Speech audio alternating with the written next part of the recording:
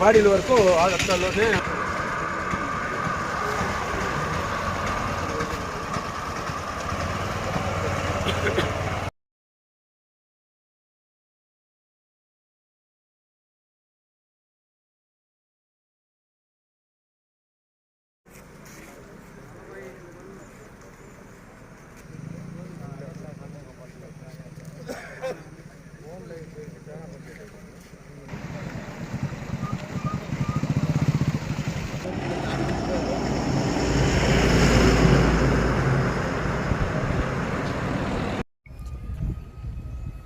ఈరోజు తెల్లవారుజామున సుమారుగా 5 గంటల ప్రాంతంలో బసవరాజు కండ్రిగ పంజాని మండలం సంబంధించి బసవరాజు కండ్రిగ దగ్గర ఒక టూరిస్ట్ ట్రావెల్స్ బస్సు అదుపు తప్పి దాని యొక్క డ్రైవర్ అజాగ్రత్తగా నడపడం వల్ల అప్సెట్ అయ్యేసి కొంతమందికి ఇంజురీస్ అయినాయి, కొంతమంది చనిపోయినారని చెప్పి మాకు సమాచారం రాబడింది.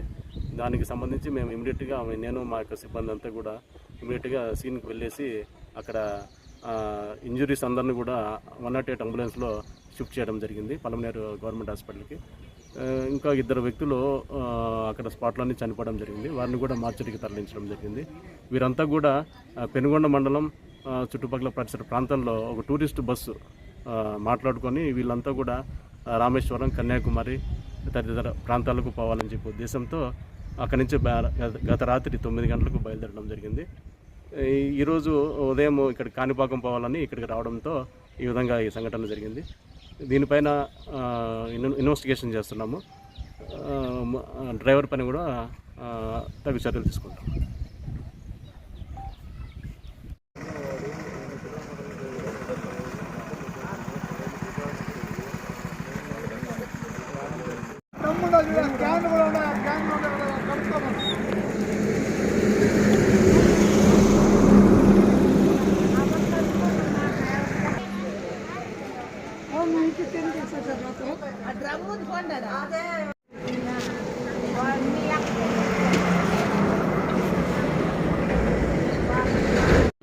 మొత్తం అంతా హిందూపురంలో వాళ్ళు వీళ్ళందరినీ వేసుకొని వచ్చినాము.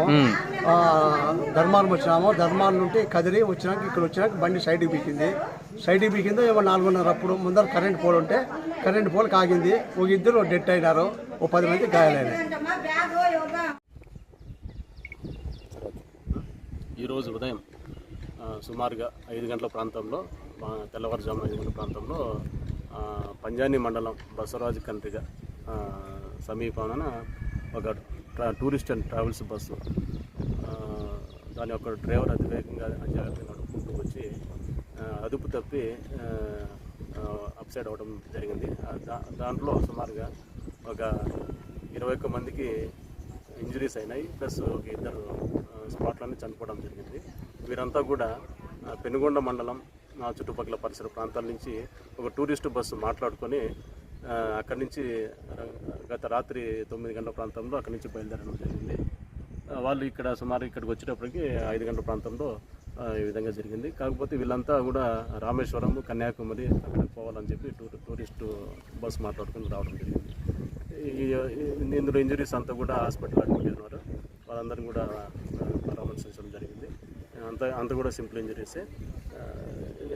డ్రైవర్ కూడా ఇంజరీస్ అయినాయి. అతని పైన కూడా చూసుకొని చర్య తీసుకుంటాం. సార్, టూరిస్ట్ ఏజెంట్ పైన కేసు అని ఫైల్ చేస్తారు సార్? టూరిస్ట్ ఏజెంట్ ఒకసారి విచారించాలా, అతను భర్తకి విచారించి మళ్ళీ చెప్తాం.